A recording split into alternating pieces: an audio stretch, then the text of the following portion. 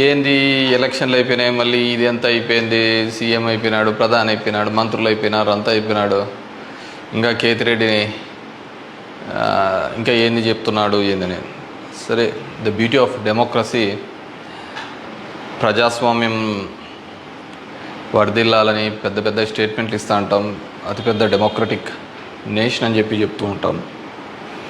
కానీ ప్రతి చోట కూడా ఏం జరుగుతుంది, ఏం జరిగిందని నేను 2014లో చూసా. దొంగ ఓట్ల ఎక్కించుకునే కార్యక్రమం, దాని మీద విపరీతంగా ఫైట్ చేయడం జరిగింది. తర్వాత దాన్ని ఆధార్ కార్డుతో లింక్ చేయాలని తీసుకున్నారు, కానీ మ్యాండేటరీ కాదు అనేది కూడా ఒక లింక్ పెట్టి తీసుకున్నారు. ఎందుకంటే మనకు అలా దరిద్రం ఉంది. గ్యాస్ సిలిండర్లు కావాలన్నా ఆధార్ కార్డుకి లింకు కావాలా, లేకుంటే ప్రతిదానికి ఆధార్ కార్డుతో ఉండాలి అని చెప్తారు. కానీ ప్రజాస్వామ్యాన్ని నిలబెట్టేది మాత్రం ఆధార్ కార్డుతో మ్యాండేటరీ కాదు అని చెప్పి ఇచ్చినారు. మరి మిగతా దానికందరికీ మ్యాండేటరీ ఎందుకైందో, దీనికి ఎందుకు ఖచ్చితంగా ఇవ్వాలి అనేది మాత్రం మరి ఆదేశించలేకపోయింది. సరే, వాటి మీద దొంగ ఓట్ల మీద అదేవిధంగానే ఇప్పటికీ కూడా ప్రతి నియోజకవర్గంలో 10 నుంచి 20,000 30,000 వరకు దొంగ ఓట్లతోనే ప్రజాస్వామ్యం గెలుపోవటంను డిసైడ్ చేసే పరిస్థితులు ఉన్నాయి.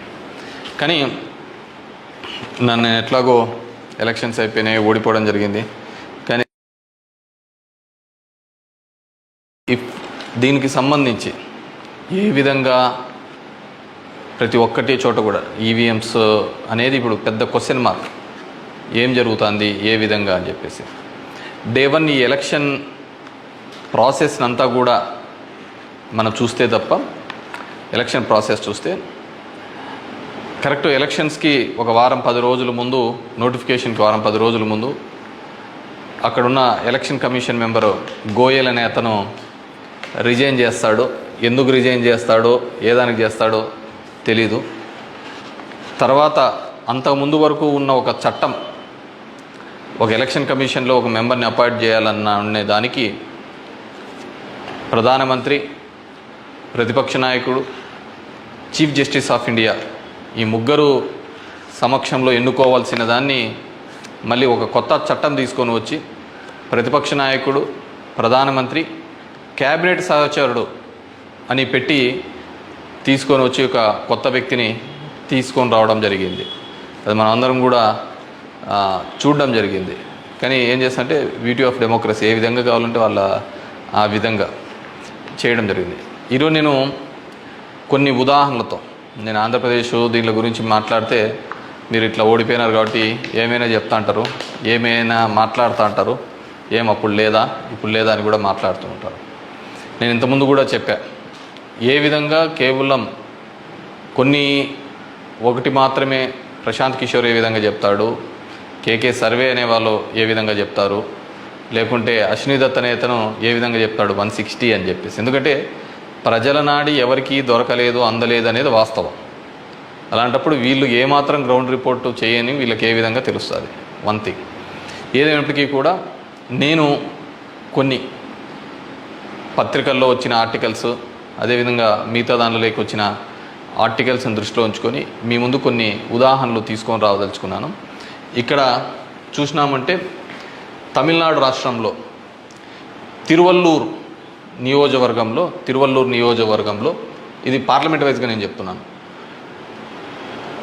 టోటల్ 14,30,738 ఓట్లు పోల్ అయింటే, కానీ ఈవీఎం మాత్రం కౌంట్ చేసినప్పుడు 14,13,941 ఓట్లు 47 ఓట్లు చూపించాడు. అంటే 16,791 ఓట్లు కౌంటింగ్ చేసిన దానికంటే పోలైన ఓట్లు తక్కువగా ఉన్నాయి తిరువల్లూరు అనే విధంగా.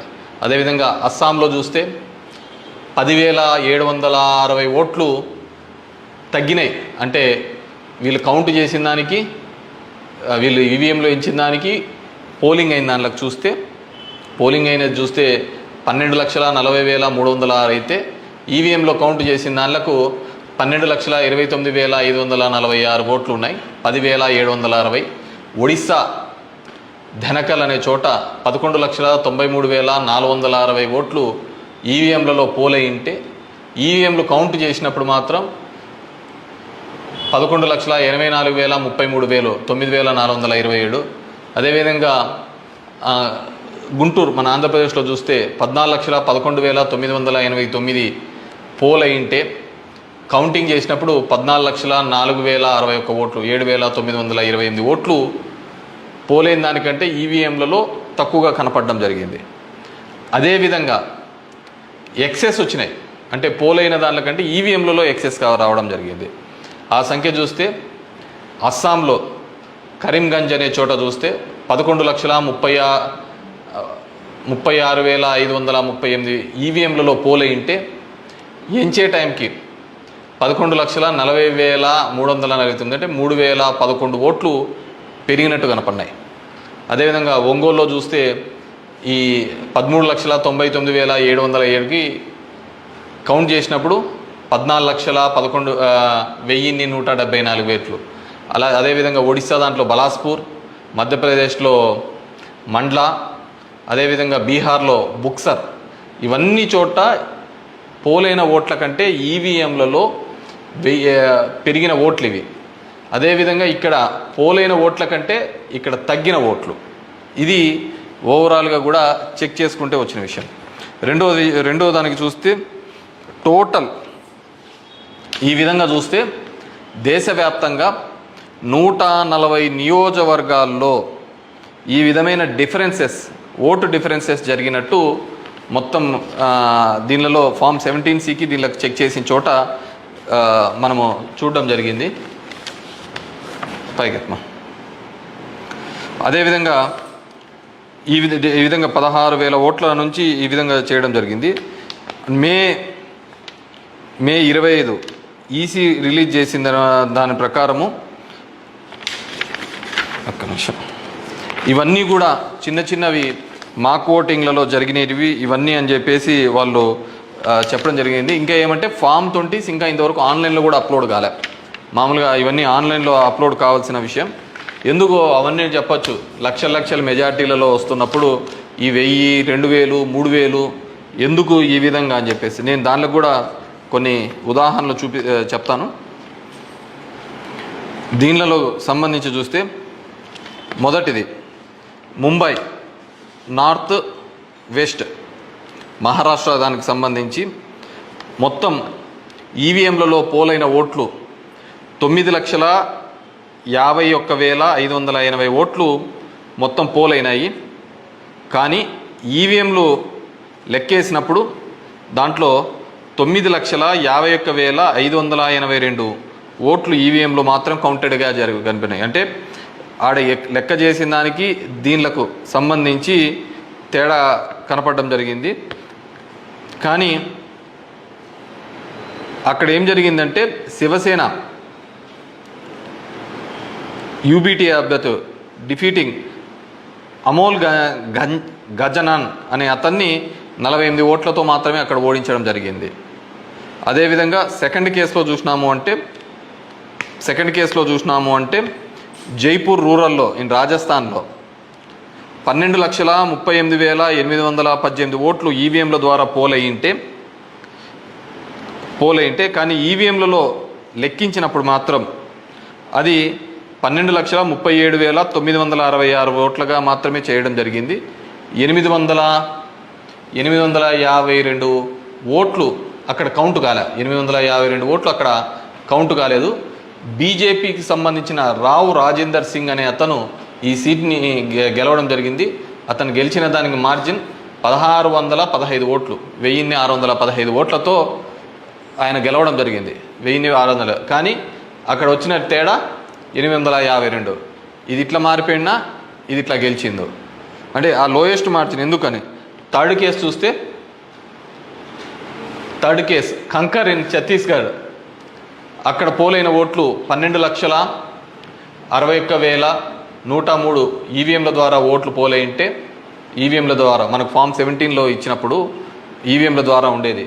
కానీ లెక్కేసినప్పుడు 12,60,153 ఓట్లు అక్కడ కౌంటెడ్ అని 950 ఓట్లు ఆడ కౌంట్ చేయలే, మిస్ అయినాయి.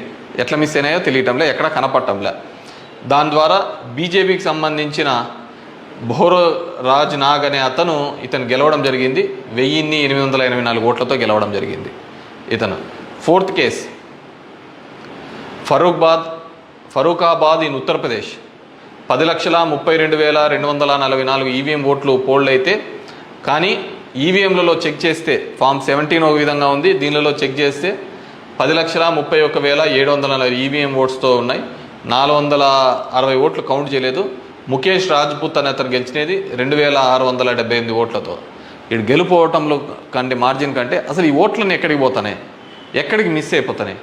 అండ్ ఈ కేసులలో చూస్తే ఇవి అసలు వివిప్యాట్లను కౌంట్ చేయాలని, అదేవిధంగా 100% ఇవన్నీ మాల్ ఫంక్షన్గా జరుగుతున్నాయని చెప్పినా కానీ మార్జినల్ ఎల్లరని, అదేవిధంగా సర్ప్లస్ ఓట్లు ఎందుకు వచ్చినాయనే విషయాన్ని ఇంతవరకు కూడా ఎలక్షన్ కమిషన్ చెప్పలేకపోయింది. అదేవిధంగా పార్లమెంట్ వైజ్గా ఎక్కడ తగ్గినాయి, ఏ విధంగా అని చెప్పేసి ఇంతవరకు ఒక స్టేట్మెంట్, ఒక రీజనబుల్ స్టేట్మెంట్ కూడా ఇవ్వలేకపోయింది. ఈవీఎంలలో ప్రతి దానిలోనూ కూడా ప్రతి పార్లమెంటుకు సంబంధించి ఈ విధంగా తక్కువ ఎక్కువ వచ్చినట్టు కూడా వాళ్ళు చూపించలేని పరిస్థితి. ఎందుకంటే ఇది గెలుపోవటంలో సంబంధించిన సమస్య కాదు. ఎలక్షన్ కమిషన్ ఇంకా ఫామ్ 20 అనేది అప్లోడ్ కాకపోవడం, ఎలక్షన్ కమిషన్ కేవలం ఒక 10 రోజుల ముందు ఎందుకు అతను రిజైన్ చేసినాడు, ఏ కారణాల వల్ల రిజైన్ చేసినాడు, ఎన్నుకునే పద్ధతిలో పాత పద్ధతిని తీసేసి కొత్త పద్ధతి ద్వారా ఎందుకు ఎన్నుకోవాల్సి వచ్చింది, ఎందుకు మిగతా వాళ్ళందరూ కూడా చాలా అర్లీగా ఇది 400 అని ప్రిడిక్ట్ చేస్తూ ఒక భావన చెప్పడం. మనం టీవీలలో కూడా చూసినామంటే ఆంధ్రప్రదేశ్లో 9:30-10 కల్లా కూడా అసలు కౌంటింగ్లో అనేది ఒక రీజనబుల్కి రానిదే 100, 150, 120 అని ప్రొజెక్ట్ చేసినారు. అసలుకు వైసీపీ సీట్లు 25 కంటే దాటి చూపిలా. అసలుకు మొదట అర్ధ గంటలోనే మొత్తం నియోజకవర్గం అంతా ఏ విధంగా చూపిస్తారు, మొత్తం రాష్ట్రం అంతా ఏ విధంగా రిప్రజెంట్ చేస్తారు.